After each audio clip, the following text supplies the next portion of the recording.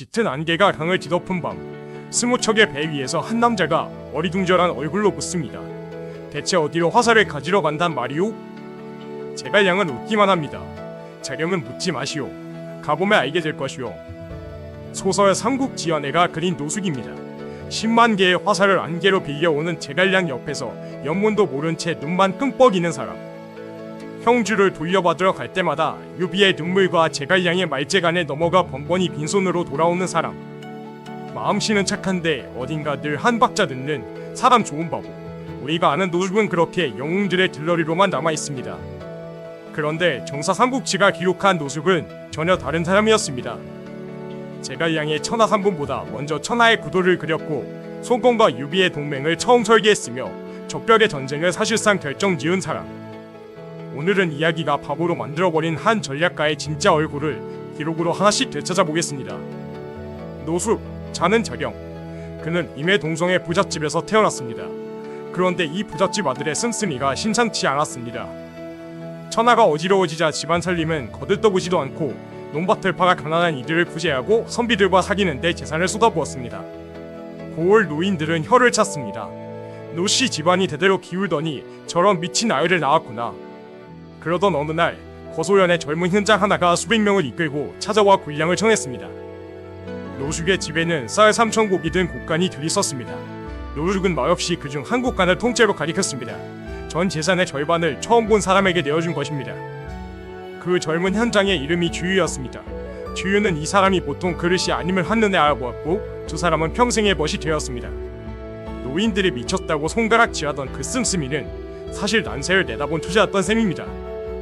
노숙의 진짜 크기가 드러난 것은 주유의 창고로 송권을 처음 만난 날이었습니다. 송권은 이 사람이 마음에 들어 손님들이 모두 물러간 뒤 홀로 그를 다시 불러들였습니다. 걸상을 마주놓고 술을 나누며 송권이 은밀히 물었습니다.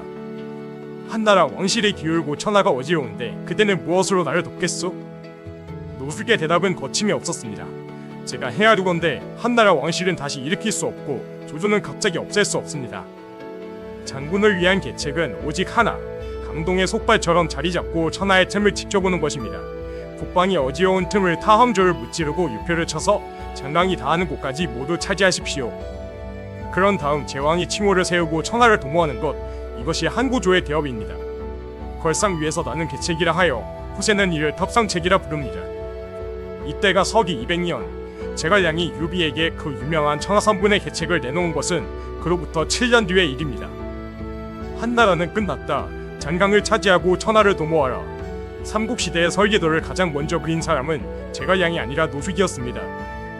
중신장소는 노숙은 나이가 어리고 거칠었을 수 없다며 그를 헐뜯었지만 송권은 오히려 그를 더욱 귀하게 여겼습니다. 서기 208년 형주의 유표가 죽었습니다. 이 소식에 가장 빠르게 움직인 사람이 노숙입니다. 그는 즉시 송권에게 나아가 아뢰었습니다. 유비는 천하의 효웅이며 조조와 원수 사이입니다. 제가 조문을 부실로 가서 유비를 설득해 유표의 무리를 어루만지고 한마음으로 조조에 맞서게 하겠습니다. 지금 서두르지 않으면 조조가 먼저 손을 쓸 것입니다. 그리고 그는 밤낮으로 길을 재촉해 달려갔습니다. 조조에게 쫓겨 허둥지둥 남쪽으로 달아나던 유비를 당양 전판에서 붙잡아 송권과 힘을 합치자고 설득한 것입니다. 유비는 크게 기뻐했고 그제야 제갈량이 사자가 되어 송권에게 갔습니다. 우리가 아는 이야기에서는 제갈량이 홀로 강동으로 건너가 무선비들을 설전으로 꺾고 동맹을 성사시키지요. 그러나 정사의 추석을 단 역사가 배송지는 이렇게 못 받았습니다. 유비와 송권이 힘을 합친 것은 모두 노숙의 본래 계책이었다. 그런데 제갈량전은 마치 이 계책이 제갈량에게서 나온 것처럼 적었으니 노숙의 공을 빼앗은 것이다. 1000년도 더 전에 역사가가 직접 남긴 항이었습니다. 조조의 대군이 강동을 겨누자 회의장은 항복론으로 가득 찼습니다. 내로라 하는 신하들이 모두 조조를 맞아들이자 말하는데 노숙만이 홀로 입을 다물고 있었습니다. 송권이 자리에서 일어나 옷을 갈아입으러 나가자 노숙이 처마밑까지 그를 뒤져찼습니다. 송권이 그 뜻을 알고 손을 잡으며 물었습니다. 그대는 무슨 말을 하고자 하오? 노숙의 대답은 삼국지 전체에서도 손꼽히는 명언으로 남았습니다. 저 노숙은 조조에게 항복해도 됩니다. 항복하면 조조는 저를 고향으로 돌려보낼 것이고 저는 벼슬을 거듭해 잃을 것이 없습니다. 그러나 장군께서 항복하시면 대체 어디로 돌아가시렵니까? 신하들은 항복해도 제 살 길이 있지만 주인은 돌아갈 곳이 없다. 이 한마디가 송권의 마음을 결정지었습니다. 손권은 타식했습니다. 하늘이 그대를 나에게 주었구나. 그리고 파양에 나가 있던 주유를 불러들이자고 권한 것도 노숙이었습니다. 배송진은 여기에도 주석을 남겼습니다. 조조에 맞서는 계책은 실은 노숙에게서 비롯되었다. 저 벽에 불길을 지른 것이 주유의 손이었다면 그 전쟁 자체를 성사시킨 것은 노숙의 해였습니다. 저 벽에서 조조가 패해 당하자 노숙이 먼저 돌아왔습니다. 손권은 못 장수들을 모두 불러 모아 그를 맞이하고 몸소 안장을 잡고 말에서 내려서는 물었습니다. 자견이여, 내가 이렇게 그대를 맞이하니 그대를 충분히 빛나게 하였소? 모두가 예를 기대하던 그 순간 노숙의 대답은 뜻밖이었습니다. 아직 아닙니다. 저중에 훌렁했습니다. 노숙은 천천히 채찍을 들어 말했습니다. 원컨대 주공의 위엄과 덕이 천하에 미치고 구주를 아울러 제왕의 업을 이루신 뒤에 그때 다시 저를 불러주십시오. 그것이 비로소 저를 빛나게 하는 것입니다. 손권은 손뼉을 치며 웃었습니다. 잔치 자리의 덕담조차 이 사람의 입에서는 천하통일의 설계도가 되어 나왔습니다. 접벽 이후 유비가 형주를 다스리게 해달라 청했을 때 오나라의 중신들은 모두 관대했습니다. 오직 노숙 한 사람만이 말했습니다. 형주를 유비에게 빌려주어 조조의 적을 하나 더 만들고 우리 편을 늘리는 것이 상책입니다. 눈앞에 땅을 내주어 조조가 감당해야 할 전선을 들로 쪼개는 계산이었습니다. 이 소식이 북쪽에 전해졌을 때 마침 글을 쓰고 있던 조조는 저도 모르게 붓을 땅에 떨어뜨렸다고 정사는 기록합니다. 천하의 조조가 붓을 떨어뜨린 계책, 그것이 소설이 바보로 그린 사내의 머리에서 나온 것입니다. 병으로 쓰러진 주유는 죽음을 앞두고 손권에게 마지막 글을 올렸습니다. 노숙은 지혜와 지략이 충분하니 저를 대신하게 하십시오. 그리하면 저는 죽어도 썩지 않을 것입니다. 강동 제1의 영걸이 자신의 자리를 통째로 맡긴단 한 사람이 노숙이었습니다. 그리고 형주를 둘러싸고 관우와 대치하던 이강에서 그 유명한 단도회가 벌어집니다. 연희에서는 관우가 칼 자루 차고 홀로 적진의 잔치에 들어가 노숙을 벌벌 떨게 만들지요. 그런데 정사의 기록은 정반대입니다. 병고를 두려워한 것은 오히려 오나라 장수들이었고 노숙은 옳고 그름을 밝혀야 한다며 당당히 나아갔습니다. 그리고 관우를 정면으로 꾸짖었습니다. 우리가 땅을 빌려준 것은 그들이 싸움의 배에 의지할 곳조차 없었기 때문이요. 이제 입주를 얻고도 돌려줄 뜻이 없고 세 곳만 돌려달라는데도 따르지 않는구요.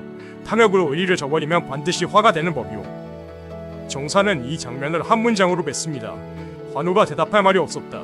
말문이 막힌 쪽은 노숙이 아니라 관우였습니다. 노숙은 46의 나이로 세상을 떠났습니다. 손권은 몸소 장래에 나아가 애도했고 놀랍게도 적국의 재상 제갈량 또한 그를 위해 애도를 표했습니다. 그가 평생 지켜낸 동맹의 상대조차 그의 죽음 앞에 고개를 숙인 것입니다. 그리고 세월이 흘러 손권이 마침내 황제의 자리에 오르던 날, 그는 제단 위에서 공경들을 돌아보며 이렇게 말했습니다. 옛날 노자병이 일찍이 이 일을 말하였으니 그는 천하의 형세를 꿰뚫어 보았던 것이다.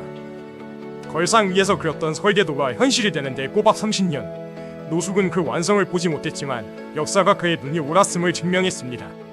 그렇다면 왜 이야기는 이토록 멀리 내다본 사람을 어수룩한 후인으로 바꿔놓았을까요? 답은 주유 때와 같습니다. 제갈량을 빛내기 위해서입니다. 다만 방식이 달랐을 뿐이지요.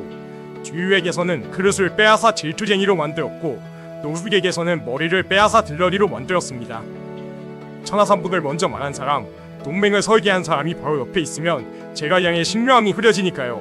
노숙은 착한 사람이었기에 바보 역할을 뒤집어쓰기에 가장 만만한 얼굴이기도 했습니다. 우리 주변에도 노숙 같은 사람이 있습니다.